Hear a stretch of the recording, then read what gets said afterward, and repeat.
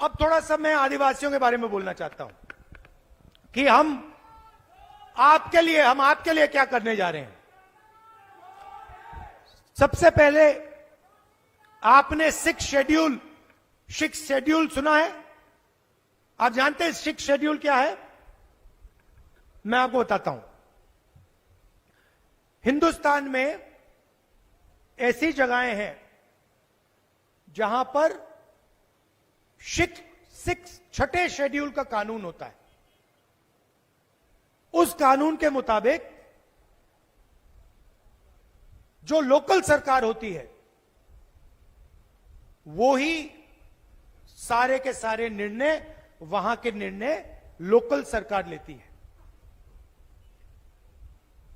तो हमने निर्णय लिया है कि आदिवासियों को दिल्ली से नहीं चलाया जाएगा, भोपाल से नहीं चलाया जाएगा, लोकल एरिया से आदिवासी अपने एरिया में अपनी लोकल सरकार चलाएंगे और जो उनको निर्णय लेना है वो लेंगे।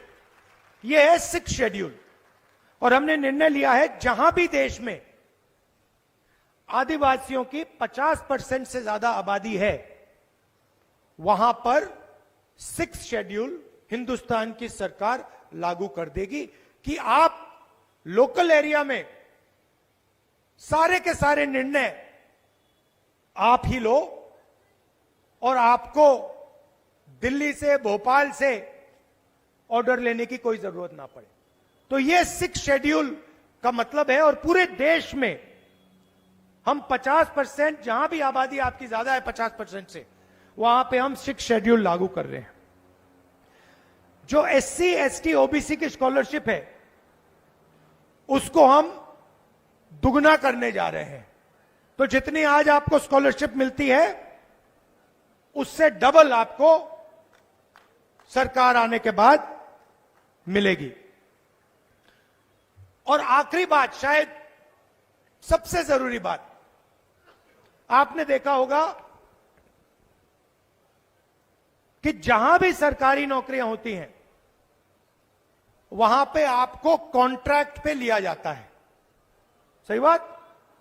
मतलब आपको परमानेंट नौकरी नहीं दी जाती, आपको कॉन्ट्रैक्ट पर लिया जाता है और जब भी वो चाहते हैं आपको वो बाहर कर देते हैं, नौकरी से निकाल देते हैं।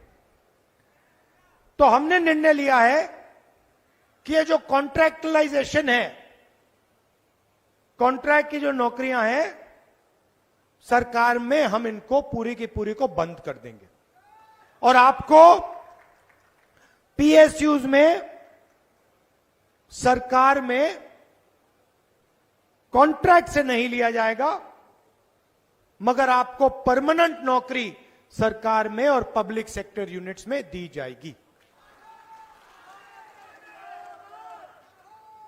और जो भी आपकी फॉरेस्ट राइट्स की जो क्लेम्स हैं वो सारी की सारी हम 1 साल के अंदर, जो आपकी जमीन के सवाल हैं, जो जमीन का हक है, वो सारा का सारा आपको हम 1 साल में दिलवा देंगे।